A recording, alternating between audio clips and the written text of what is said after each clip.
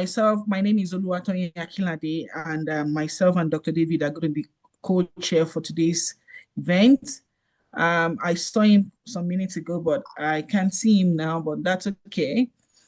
Today we have the privilege of having someone important. We're glad you took the, you responded to when we called you. We want to say welcome to everyone from all over. I see people from Ireland, I see people from Nigeria, United States, and even if I'm not calling where you're from, Sierra Leone, I say welcome everybody. Thank you so much for taking our time to come listen to our speaker today. I am glad, and I want to say thank you also to Mr. DeJuan. I'm telling you, I had to practice how to say the name. I'm like, I want to dazzle him. I want him to think I know how to say the name. So I'm glad that you accepted to come teach us some things today. It's something I've been wanting to know, and I'm happy to be here. I'm happy to be a co-chair. Dr. David is not here, but if you hear Dr. David, can you say one or two words before we continue? Dr. David? Okay, so for everybody that doesn't know, I'm going to be doing a brief introduction of our speaker today. And our speaker today, just like I said, is Mr. DeJuan Kennedy. He has a MBA, he has MSIAC, CISM, CISSP, CCISO. He's also the Director of Information Security and Director of Information Security at the Community Health Center Incorporation.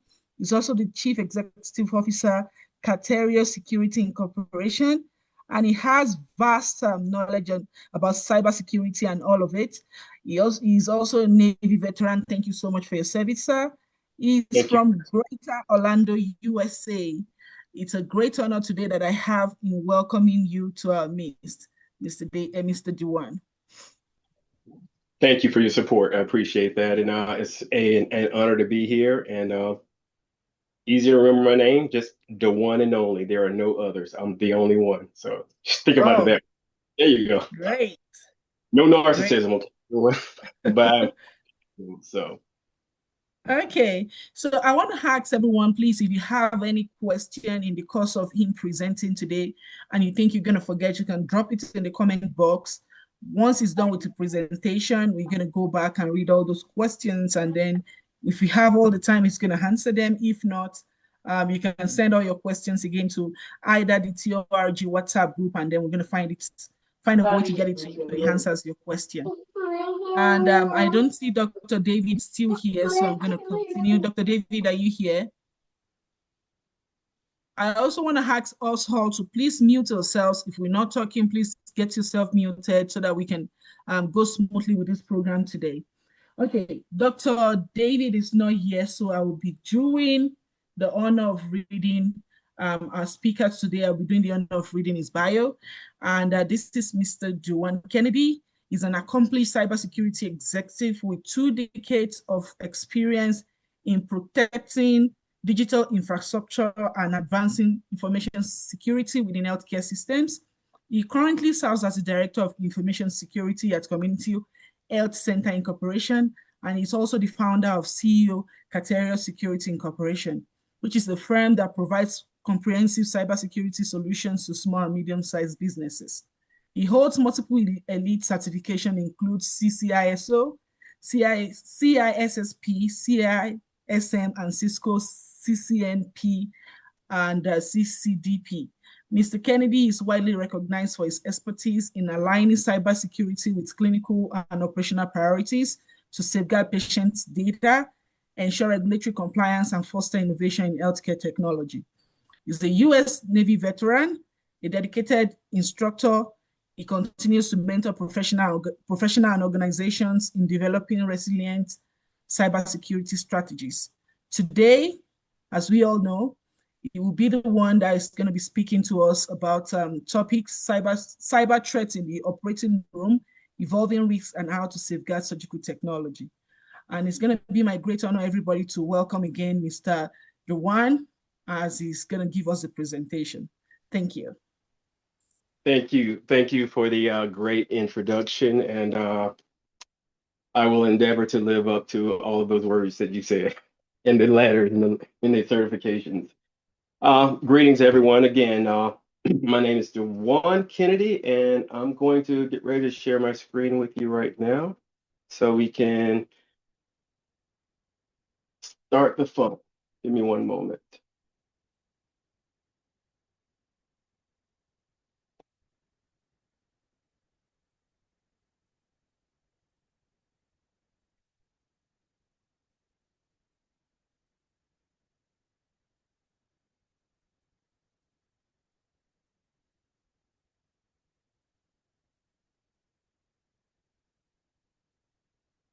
Okay, we're just going to go for verification. Can everyone see my screen? Okay, and this is the one that says Yes. Little Red Skywalker, correct? Yes. Outstanding. Okay, everyone. Again, as mentioned earlier, my name is DeJuan, and I just want to go ahead and welcome you. As mentioned, I am the founder of Kartereo Consulting, and today we're going to journey through the digital forest of the modern operating room. We're going to explore how cybersecurity and patient safety have both become one and the same. Now, with this unique title, Little Red Skywalker, right? So, for all of those who are diehard Star Wars fans, I nod my hat to you for Skywalker, and then Little Red Riding Hood because I wanted to, that holds dear to my heart. So I wanted to combine the two. And basically, we're going to be taking a journey through this digital forest, right? And we're going to explore how cyber threats in the operating room and addressing how those evolving risks and how to safeguard our surgical technology. Now, this session isn't just about threats and technology. It's going to be mainly focused also about vigilance, teamwork, and the choices that we make to keep our patients safe. So, with that being said, we're going to go ahead and start to step down into this forest together, which is the modern operating room, where every device, every monitor, every heartbeat now lives in the digital realm.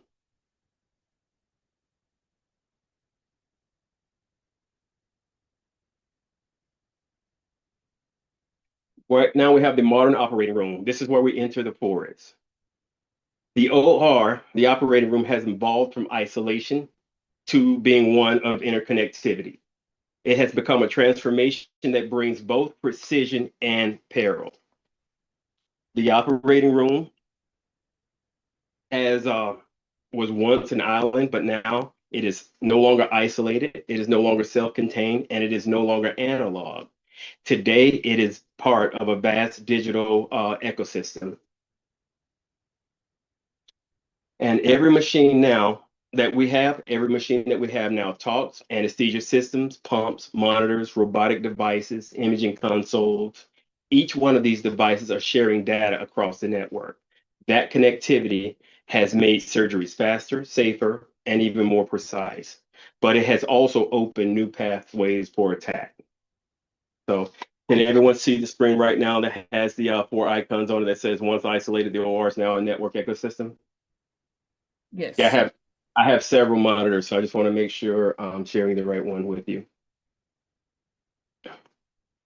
With that being said, I want to also bring to your attention that in 2025, right, over 93% of healthcare organizations that have been surveyed, they've all experienced at least one cyber attack.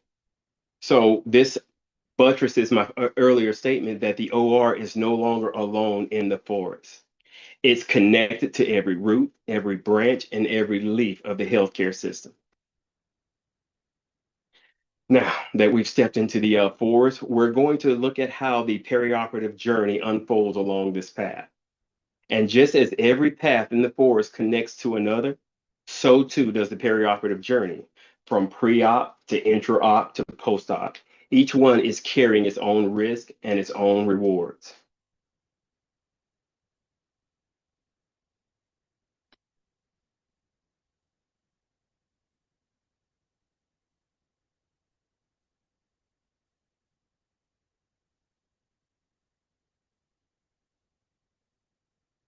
Get right here. I jumped one.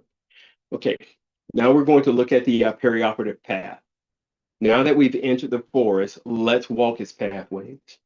We call this the perioperative journey. This is where every stop from pre-op to post-op to carries both opportunity and exposure. In pre-op, data begins flowing long before the first incision, before the first cut. We have scheduling systems, we have consent forms, we all have connected devices. These all help prepare patients and teams.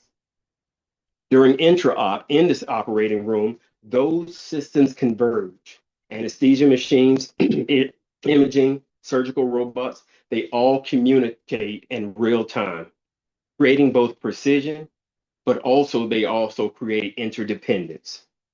In post-op, monitoring continues as data move from the operating room to recovery. The EHR, electronic health records, and sometimes even to patient mobile apps.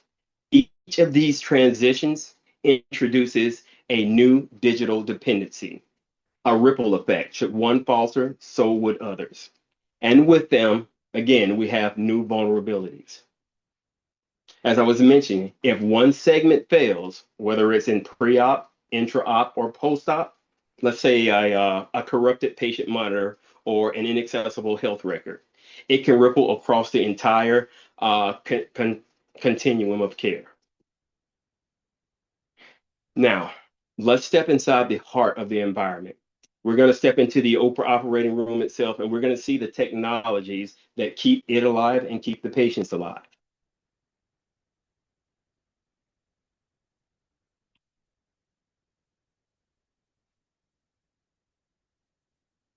Okay, and here we go. This is little red Skywalker sitting right there with her hood on. Now, technology amplifies healing, but unguarded technology, it also invites harm. I guess we would have like Peter Parker, Uncle Ben said to Peter Parker, with great power comes great responsibility. So we have to keep that in mind. Now, as we've arrived at the heart of the forest, the operating room itself, where the tools of precision surgery also form, this is our digital frontier. Every device here has a purpose. Anesthesia machines that sustain life, monitors that translate vitals into real-time data, infusion pumps that deliver medication with micro accuracy. Surgical robots and navigation systems bring unmatched precision, but they also depend on secure connectivity. We have intraoperative imaging, CTs, MRIs, ultrasound. These feed continuous data streams that must stay accurate, confidential, and uninterrupted. Even communication systems used within the OR, wireless headsets, tablets, shared displays, they all are and have become nodes in our new digital ecosystem. Each one of these tools, as I said, they improve outcomes when protected. But a single breach or malfunction can turn precision into paralysis or even something worse. So, with this level of integration, it is no wonder the OR has become one of the highest value targets for cyber threats in healthcare. Now that we understand the tools that we use within it, we're going to take a quick look at why this particular battleground, right? Why the OR? What attracts the big bad wolf's attention? What makes Darth Vader so interested in little red Skywalker?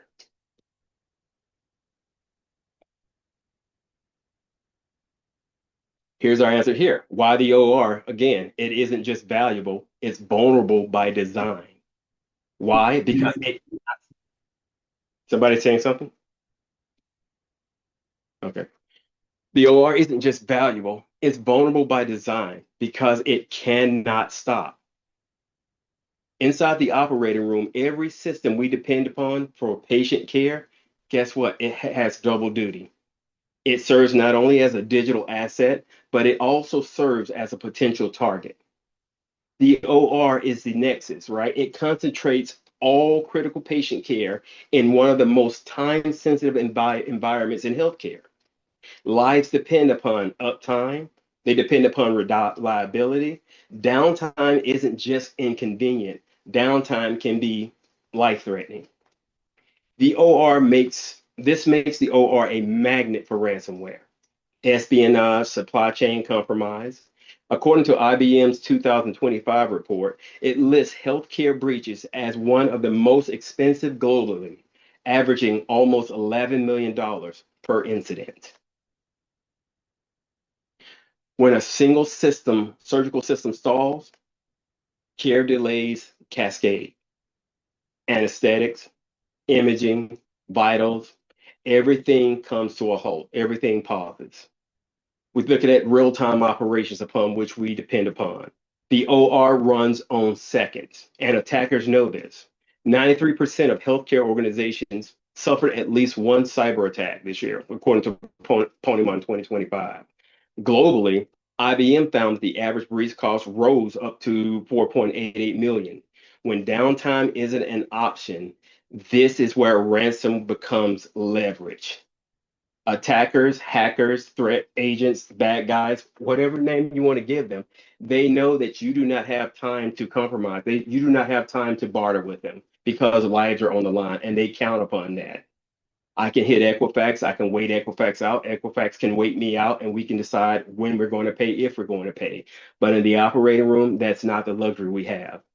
Every minute of surgical downtime delays care, and it amplifies risk. We have PHI, patient health information, right? And we have processes. Healthcare remains one of the most expensive industry for breaches. Again, as I mentioned, $10.93 million per incident. That's why the wolf hunts them, right? That is one of the main reasons why the wolf goes there. And with today's environment, we not only have the hackers who attempt to exploit, right? Because a credit card transaction, a single credit card number, it may can go for like $10 on the dark web, something of that nature. But for PHI, for names, dates of birth, social security numbers, all of that information that can give me access, that can give me anonymity, that can give me care, that will go for 10 times that easily on the dark web. And guess where I get all of that information from? It's packaged for me right there in the hospital. And we'll talk about this a little bit later, but spoiler alert, hospitals do not have the most advanced equipment when it comes to cybersecurity. They can't do. They can't afford to right now. Well, they can't afford not to, but they don't have the R&D budgets of the Equifaxes, of the eBays, the PayPals, the Lockheed Martins, the defense and contracting engines. They don't have those pockets. And attackers depend upon that. And that is what they count on, and they go in there and grab it. We also look at interconnected. Every new integration creates another doorway, right? And here's the one thing that I like to say a lot of the times. In being a defender, right? Protecting networks, right? Or ethical hacking, or however you want to look at it, I have to be on point. I have to be on my guard 100% of the time. I can't miss, right? That's kind of like one well-aimed gun, one well-aimed bullet, right? Again, if it hits me, I'm out the game. But for an attacker, he can launch 1,000 volleys against me. He or she only has to be successful once. And that is what they count on. And every time we add a new feature, we create a new functionality, we call that exposure factor. And guess what? That increases. That's something else that we now, being king of the hill, have to defend against. And this is one of the reasons why we're going to look at later how we speak about segmentation and access governance to control and close these doors through which the wolf can walk. As I mentioned earlier, again, attackers go where disruption cuts the deepest. I go where I can get the most bang for my buck. Where patient lives and trust intersect, and again, as I said earlier, or outages, they ripple through the entire system. And attackers know this. So with that being said, we're going to look at how the wolf shows up in our own forest, right? In our own operating rooms. We've now seen where we've talked about where he hunts, but now we're going to watch how he moves across the globe and across healthcare networks.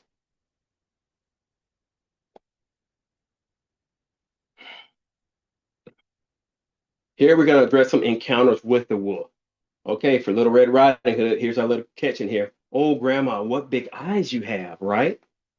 The wolf's footprints are global. Its tactics evolve faster than our defenses. For every time we build a better mousetrap, we get a smarter mouse. The wolf doesn't just lurk in fairy tales. We've seen it in real world. We've seen it hit us. In 2024, perfect example last year, Change Healthcare.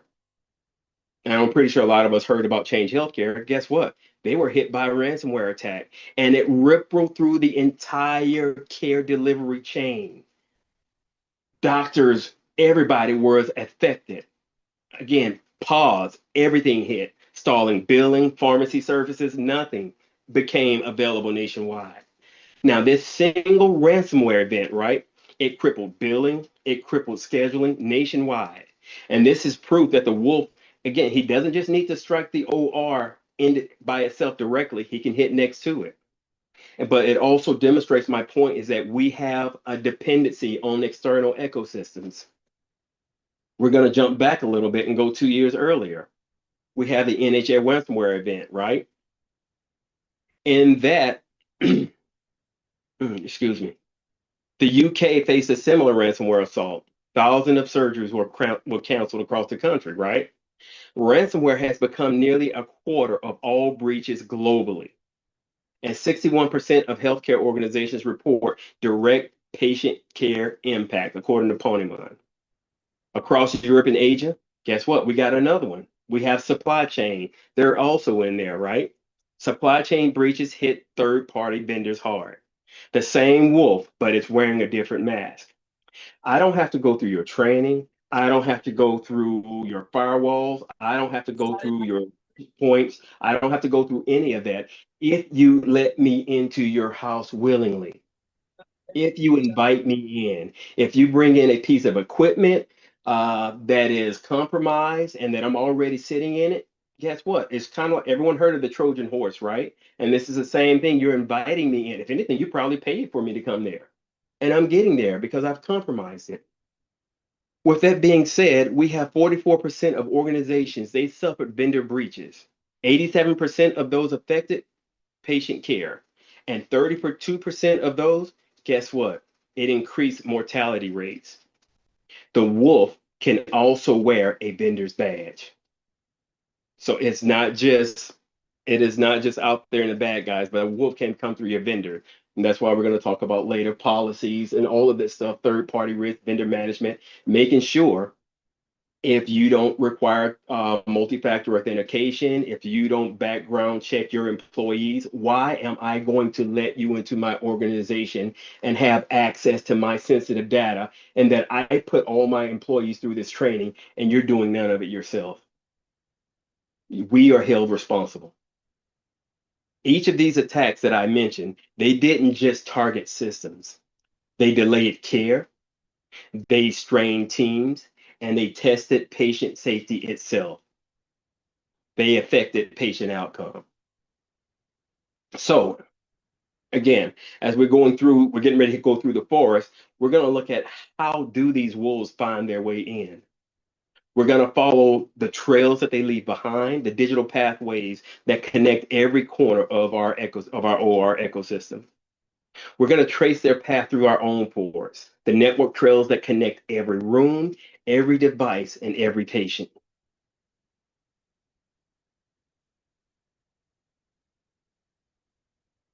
Here we go. This is us going through the trails. Our forest is only as safe as the paths we control.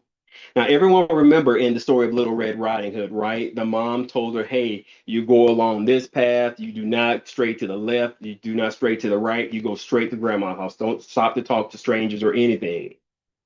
Guess what? And those are the things that we do. But again, if we don't abide by them, then this is where the enemy comes in. If the wolf reaches the village, it's because he has found a path. If he gets to where he needs to get to, it is because he has found a way in. And we're going to look at the trails right now: phishing, segmented networks, outdated IT devices, data exfiltration. These are some of the ways that the wolf gets his way in. One of the biggest ones that everyone is familiar with. Who's familiar with phishing campaigns, right? Who's had a phishing test, all right? Everybody loves security for those because I get love letters and stuff at work because they appreciate when they have to go to remediation training, right? So, but these are still one of the remaining of the leading ways that attackers enter clinical systems. And it becomes a little bit more difficult now because guess what? We got the big 800-pound gorilla in the room, AI. When we used to have gone are the days of the bad, poorly grammar, misspelled emails that we would come in that would say fish, fish, fish. Now they're pretty much good. I can train my system, my AI system, by getting a couple of emails from from your company, from your team members, and it can analyze the way that you speak, and I can send a convincing enough email to where you think, guess what? It is from me. And guess what? I got you. And not only that, but we look at phishing, we also look at credential theft, or even credential theft, we think of default passwords. As it was mentioned earlier, I've been doing this for a few years, but the times that I have walked up on devices that are in production that have default username and passwords. I mean, seriously, you Google Cisco router password, and it's admin or admin1234. You type it in, and it works. Why? Because someone didn't change it. Or we have other systems that we go through where vendors make it hard to change it or difficult to change it. Every default password, it comes a trail of breadcrumbs. And globally, 68% of our breaches, guess what? They involve stolen or weak credentials. This is why credential management becomes important. But once we get inside, once the attacker gets inside, you know what my other favorite thing is? Unsegmented networks, right? They allow us to move laterally from an imaging server to a pump, from an admin console to the EHR. Now, what is segmentation? That is like if I go into your house, right? And I don't care if you have doors, right? If you have an open floor plan, right, and I can go from your living room to your bedroom to your bathroom, but there are no doors. Hopefully you got doors in your bathroom, but if you don't, but anyway, I can go from one room to the other room with just unrestricted. That is pretty much just that's an open network, not segmented, right? But if I put doors on those and it becomes segmented, the activities that take place in one room are contained in that room. But what I mean by completely unsegmented networks are networks that are not locked down. There is no, basically, you got doors, but there's no lock. I can walk straight into your house and I can go right in, door or not, right? I can go straight into your kitchen. I can go straight into your bedroom. I can go to any house that you have. That's what we mean by unsegmented networks. Once I compromise and get into your network, if there are no controls that stop me from going from network A to network B, EHR systems are on this network, and then your guest network for employees or for hospital visitors to get on the network, free Wi-Fi, right? It's on this network, but there's nothing that stops the two from talking to each other, and someone knows what they're looking for. I'm there. That is very attractive to us, and this stresses what I mentioned about network segmentation and also threat hunting. But that's how long 61% of these patient impacted involve lateral movement. And IBM actually wrote that the average breach remains undetected for 294 days. That's almost 8 months. Think about it. Imagine if you had somebody in your house. I'm not paying rent. You can't figure out where all your food is going in the refrigerator. I'm just walking in at odd times, just taking food out, but I'm in your house for 8 months before you even know it. Think about it. That's how long an attacker is obviously in the network, up to 8 months. And these are some things we have to think about. And this stresses the importance of network segmentation, and it also stresses the importance of threat hunting. Threat hunting is my going looking for you. I'm actively looking for you. I'm not only just locking the doors, network segmentation and stuff of that nature, but I'm going through at periodic times and I'm looking through each room to see if anybody is there. That is actively threat hunting. And then we look at mapping. For the networks that do control and monitor and map their networks and they have the segmentation in there, it reports that 64% of those organizations recover faster. And like I said, seeing the forest is half the battle. You need to know where you're looking at and where you're coming from. And this is where we have proactive SOC. That's the department that watches over your network, Security Operations Center. And this is where their visibility shortens containment time. The next issue we have is many IoT devices, right? They still run outdated software, making them easily to become footholds. And not only your IoT devices, but what about your OT devices, your operational technology, those infusion pumps? And it is understood, everyone, that you can't exactly update a sensitive device like that every time an update comes out, right? Because it's hundreds of lines of code. I'm thinking right now, give me a second. But there's this one guy, just to give you a threat, but his name is Jay Radcliffe back in 2011. He attended this hackers event, and it's called DEF CON. But basically, he was a diabetic patient. But he went to DEF CON and he hacked his Medtronic pump just to prove that he could administer himself a lethal dose should he decide to.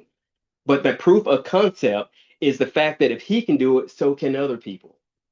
So this really relies on the point that we really need to make sure and check what we're looking at. The next issue we have is data exfiltration. As I talked about, it takes almost someone can be within your network for up to almost 8 months without being noticed. Now, imagine if I'm in your network for almost 8 months without being noticed. Imagine the amount of data I can actually get out of your network. We call that data exfiltration. You don't know what I've taken out of there, and that's if I'm taking something out of there. Or again, that's hackers, right? I want to get something in there, set ransomware, I want to extort you. But what if we got what we call cyber terrorists, right? Those are the bad guys. Those are the guys, and not to incite fear into anyone right now, but this is just a possibility in the world that we live in. What if someone hacks these medical devices, right? What if I change a setting on a pump? What if I get a pump, as I just mentioned with Jay Radcliffe, to deliver too much medicine and it's not even noticeable? And we end up kill or harming a patient that way. These are all things we need to look at. And then we have shadow Wi-Fi, right?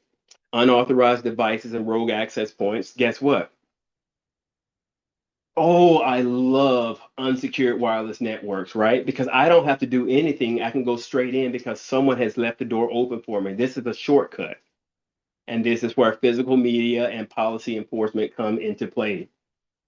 So in a connected OR, what I want to stress is that every device on the network is a potential trailhead. And unless we close those paths through segmentation, through patching and monitoring, guess what? We're just leaving the door open. Now, we've seen the trails and we've seen the traps. And outside of what we've kind of discussed a little bit, what happens when we miss those signs and the wolf finally attacks?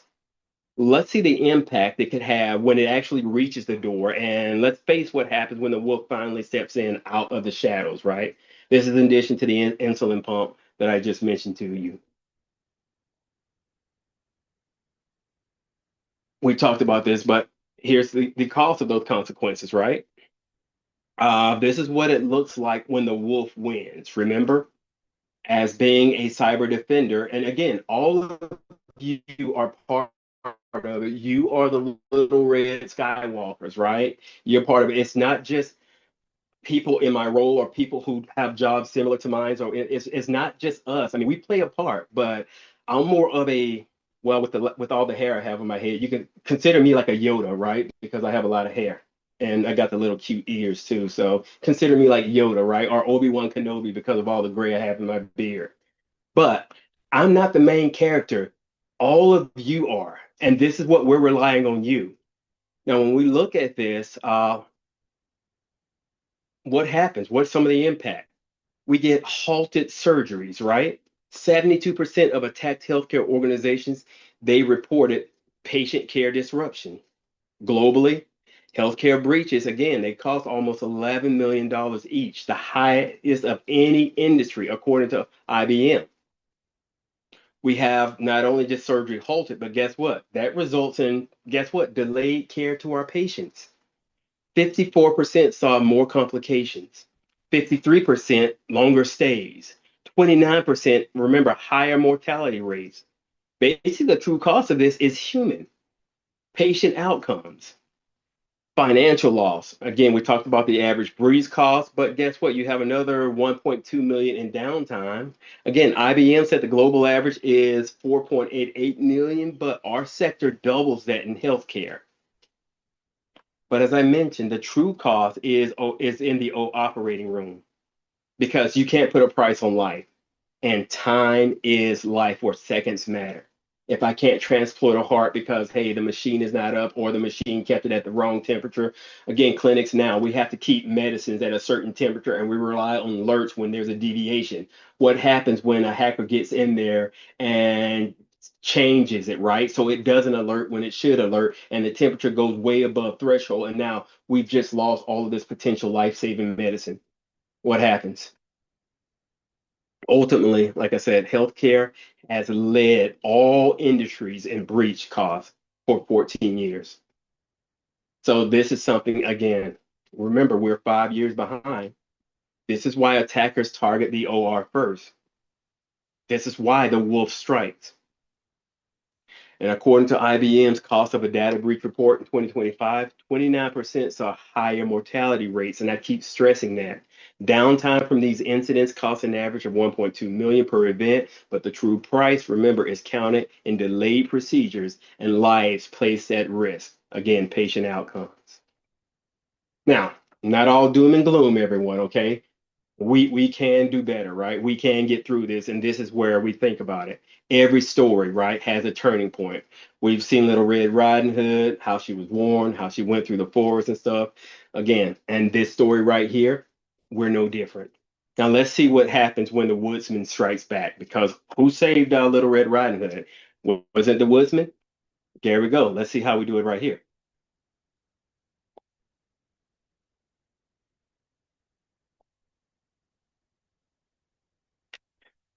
Now, the woodsman went at the wolf with an axe, right? Depending on which version of Red Riding Hood you heard, right? Some of it gets a little graphic. But he had an axe. What is our axe? Our axe is readiness. Our shield is awareness, and preparation is how we strike back. I mentioned earlier, we talked about governance, how I talk about policies and risk and ownership, right? They guide the path. Again, policies. Little Red Riding Hood's mom told her, hey, go straight here, do this, do that, don't do this, and don't do that. 59% of healthcare organizations now conduct annual incident response drills. Again, preparedness, policies, governance. 63% of those organizations, guess what? They are using AI within their operations. But of that 63%, it's reported that only 28% have mature governance programs. Do you think it's really safe to use AI if you don't have any form of governance? Right? No. I mean, what happens when again, if people put within AI, right? Again, you No. could have a breach. You could have a breach because I can upload someone's patient history in there. Or these large language models, what happens if I corrupt these models and stuff? And you're querying it for a diagnosis, but I've already tempted or tampered with the database and I give you the wrong diagnosis. We've already seen right now, who is it? This is not healthcare related, but oh man, it's a cyber firm, consultancy firm, but basically they had to return so much money back to the government because they were caught using AI and was giving faulty data. Can't recall it right at the top of my head. But the point is, this new gap, this is your AI wolf in the machine, right? So AI can help, but it also can hinder, and it shows why governance is the woodsman's axe. We have to decide how we're going to use it. We're not going to run from it, right? But we want to say, hey, we're going to use it, but this is how. We talked about technical controls. Segmentation, I mentioned segmentation earlier. MFA, patching, continuous monitoring. Everybody's comfortable with what MFA is, multi-factor authentication? Okay, cool. Organizations using MFA and segmentation, guess what? They saw 64% fewer patient care disruptions, according to Ponymon. Those with AI-enabled defenses, they saved over $2 million per breach. Why? Because it shut down it shortened the containment time, right? Or the detection time, right?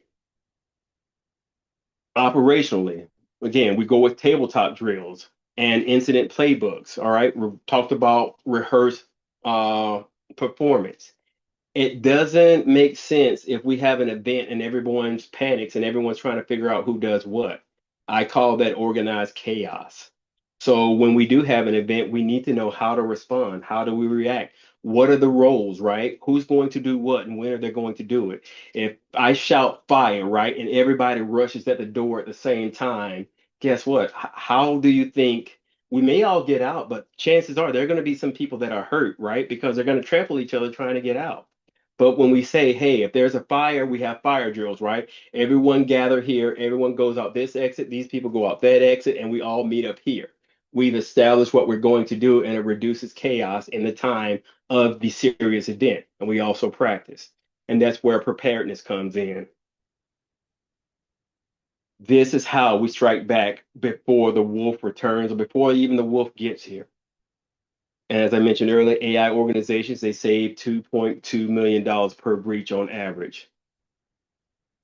Now that the forest is calmer, right? So I've talked everyone down a little bit. We don't think it's as despondent as I mentioned earlier.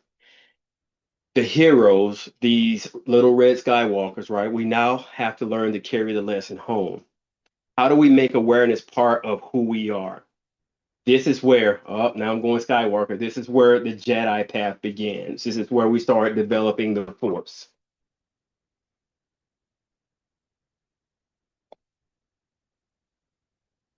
And again, that force is within you. I call it awareness is the force within each clinician, each perioperative technician.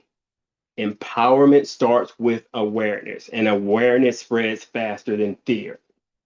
In my organization, again, as I mentioned earlier, we have policies in place. We talk about procedures and guidelines, and we make sure that we don't try to scare anyone. Because again, I much rather you embrace what I'm telling you than for you to panic and again do something, start running back to your desk when you see me coming down the hallway. 68% of global breaches involve the human element. That's why force we need is awareness. We have phishing. 81% of healthcare breaches stem from the user error or phishing. Training turns this instinct into a shield. If you see something, say something. A quick report can stop an incident before it reaches a new patient. A patient. Awareness is contagious, and it is the best way. Protecting, right? 59% plan to increase investment in AI, training, and oversight. And again, future, do not avoid it, but embrace it. But again, governance. Cybersecurity is patient security, and that's the lesson every Jedi learns. But the force doesn't work in isolation. It's strongest when shared. So let's call our allies together for vigilance across the forest. And here we have right here. Our journey doesn't end when the wolf retreats. It continues through vigilance, awareness, and connection. No, not one of us walks alone, and neither should we. No Jedi ever went alone. In healthcare cybersecurity, our strength lies in our shared vigilance. 68% of healthcare organizations plan to expand cybersecurity awareness programs this year.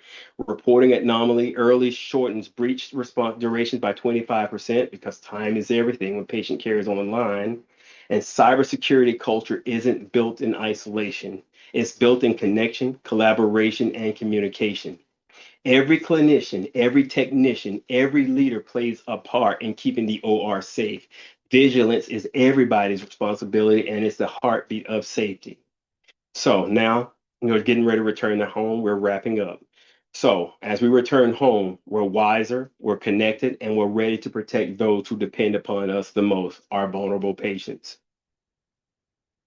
So every story has a moment of return when the lessons of the journey come home.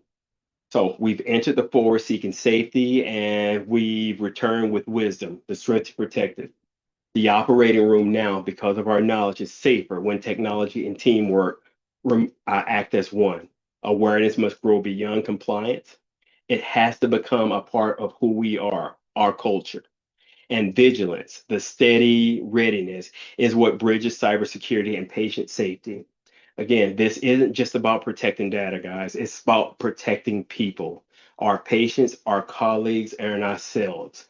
Things that we use here, things that we talk about here is the same things you can take home and practice it. So, as we wrap this up, the story of Little Red Skywalker reminds us that courage and awareness work hand in hand. Now, I just want to thank you for walking this path with me. I hope I haven't put anyone to sleep, and thank you for being part of the guardians who protect the modern OR. So I'm going to turn this back over to you, and I'm gonna Thank keep you. quiet.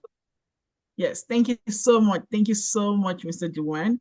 I am so excited. I love this so much because aside from things that I know, I have learned one or two things that I can also take back to my people and let them know this is what's been done and this is what they can do. And just like you said, I'm sure most people would agree with me, the rate at which people send phishing emails and then some people don't know what it is. You just click on these phishing emails and then that's everything. That's just one click. One click, they have access to it all.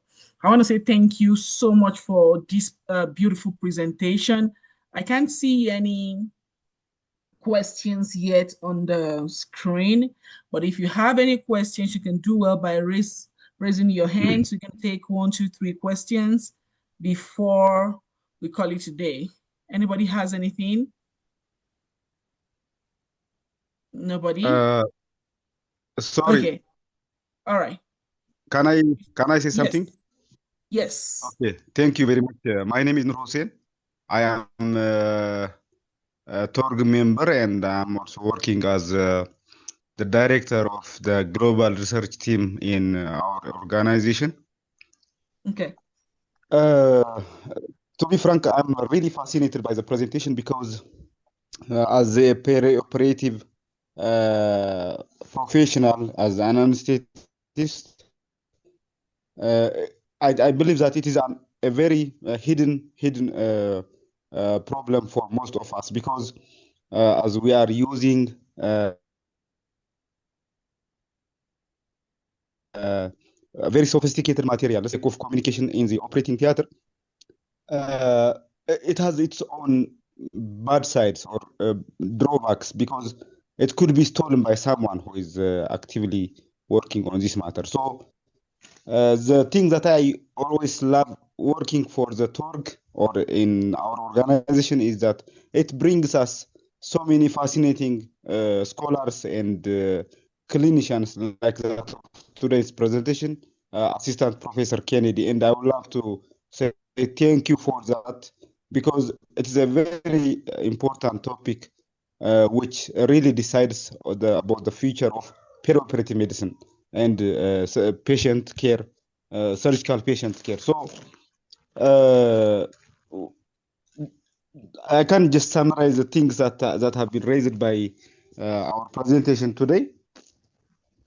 The risk or the problem is really a big challenge because the cyber attack can change the settings of your patient monitor.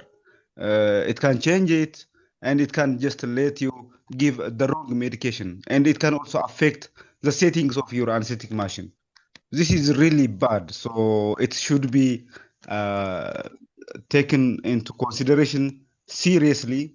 So especially you can think of the anesthetic machines that are being deployed to less developed nations like that of African nations, where cybersecurity could be a very big challenge. So it's really important to incorporate how to protect these machines, how to protect these monitors in our curriculum, in our education system. So this could be one of the mitigation strategies, as that has been mentioned by our presenter.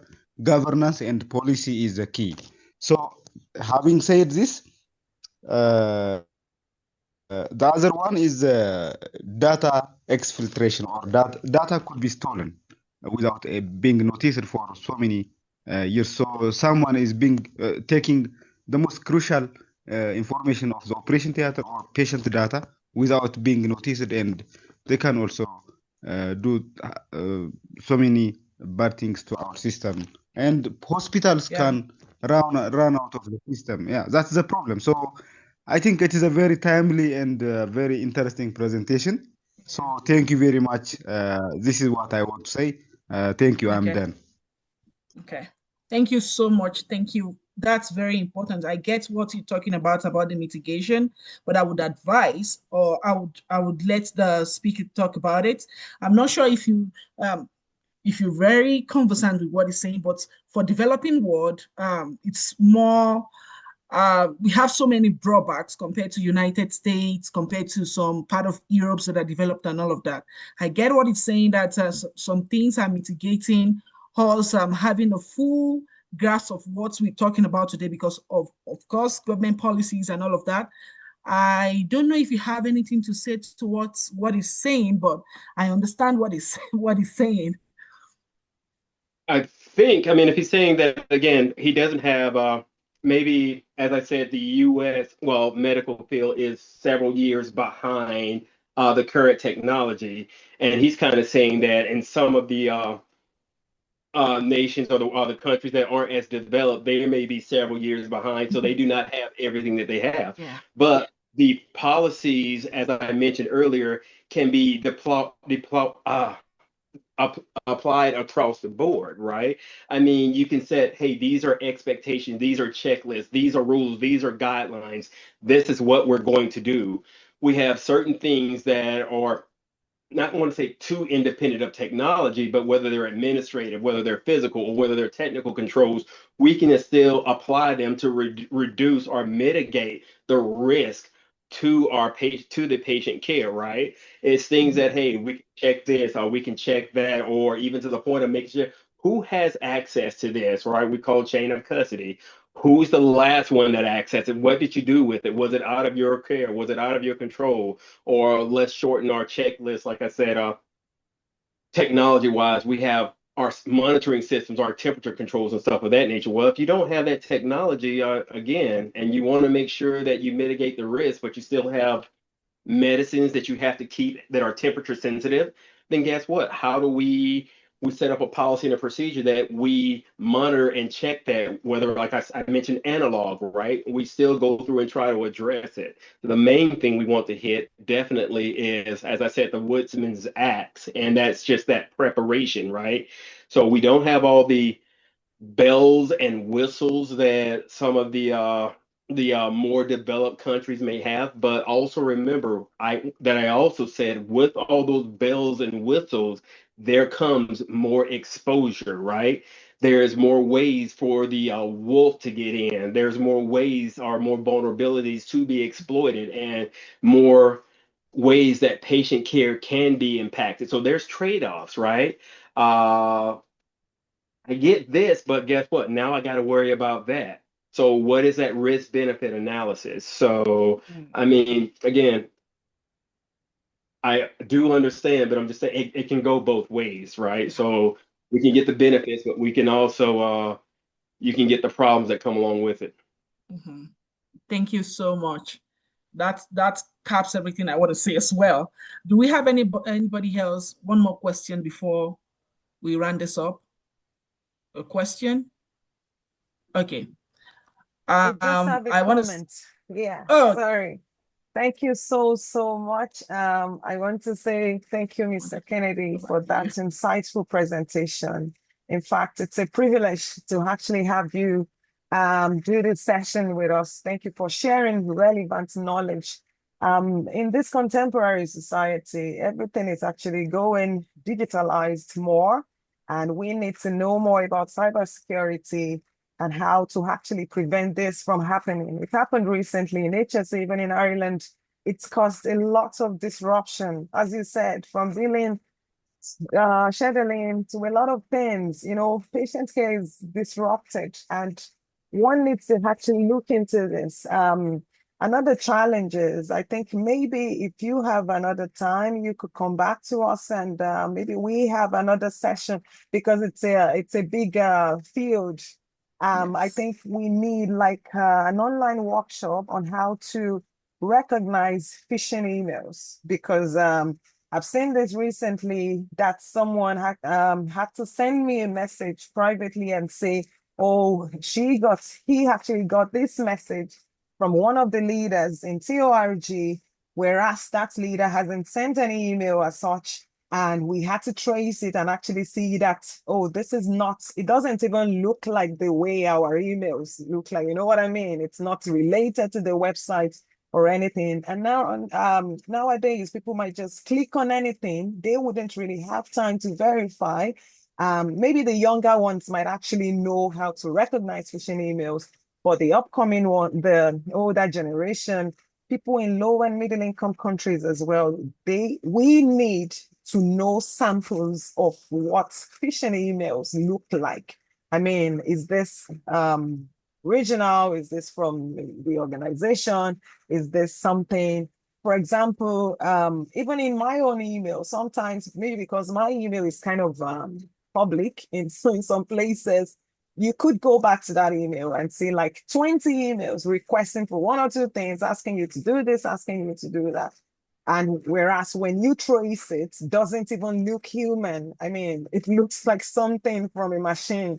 So I think we need to look into that and have a way of having a workshop, even if it's online, could be a 2-hour session intensive on how to recognize these things. And another thing, we have an extensive community. For example, on WhatsApp, sometimes we have several admins, and when one person's phone number gets compromised, it becomes an issue. You see like settings, a lot of these applications, they're upgrading their security features, maybe to allow to say, oh, turn on this, to allow admins only to make changes, to send messages, to do this and do that. So I think we also need to know how to do multi-factor authentication properly, because some people don't know how to do that. They don't know how to do it on their social media handles, and an extensive network like ours, where we've got thousands of members, it becomes an issue when someone becomes compromised and becomes like an entry point for all the scammers and all of those things.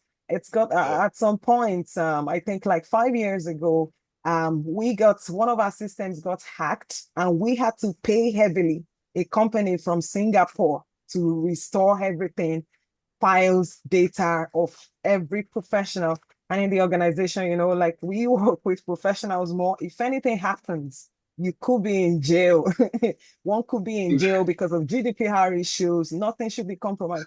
And we had to actually pay heavily to get that restored from Singapore. So I think we need more sessions like this so that one person doesn't become a loophole in the organization. Everyone is aware and everyone knows what to do if it happens, and everyone knows how to report appropriately. So that is just a request. If you don't mind, if you could come back and do another session for us, we would be delighted to have you on. And another thing I would like to say, if you could just, because I know there are people joining us on YouTube, because we are streaming this live and we are recording this session as well. If you could just take a minute or two to talk about your company, what you do.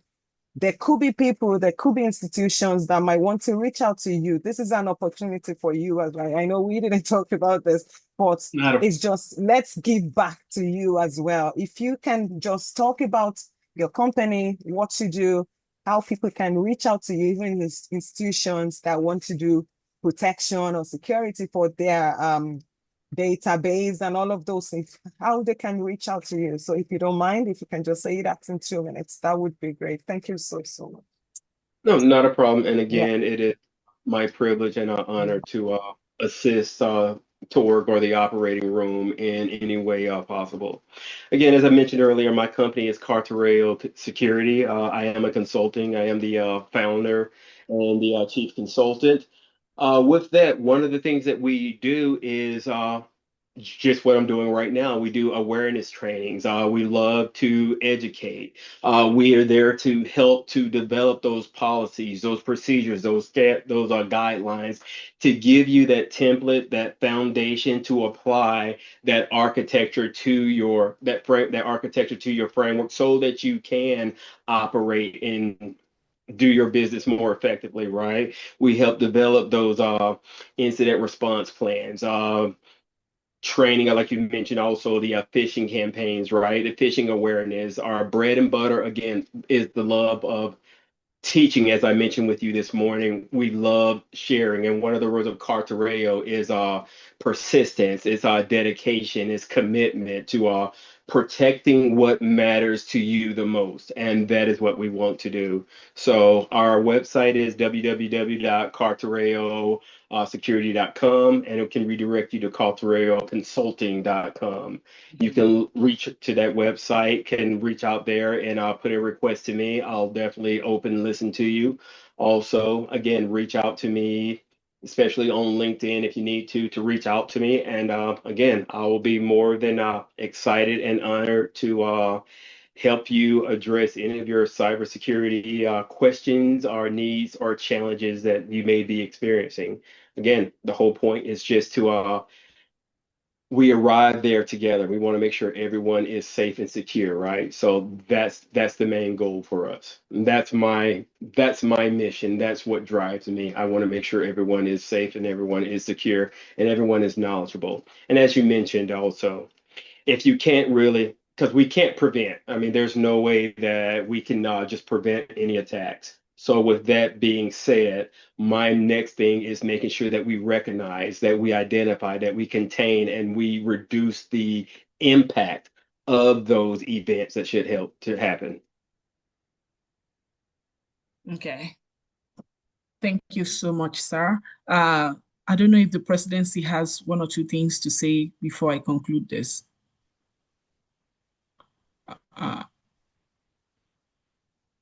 I don't think she does.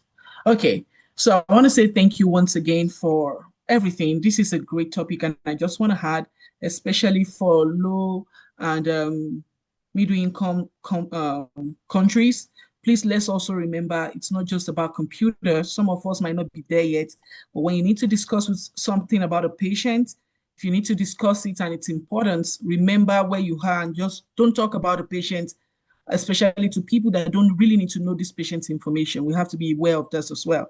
With this, I want to say thank you for everyone, or to everyone that joined from Nigeria, from Ghana, from Ethiopia, from South Africa, United States, United Kingdom, Ireland, from Zambia, from everywhere, Sierra Leone.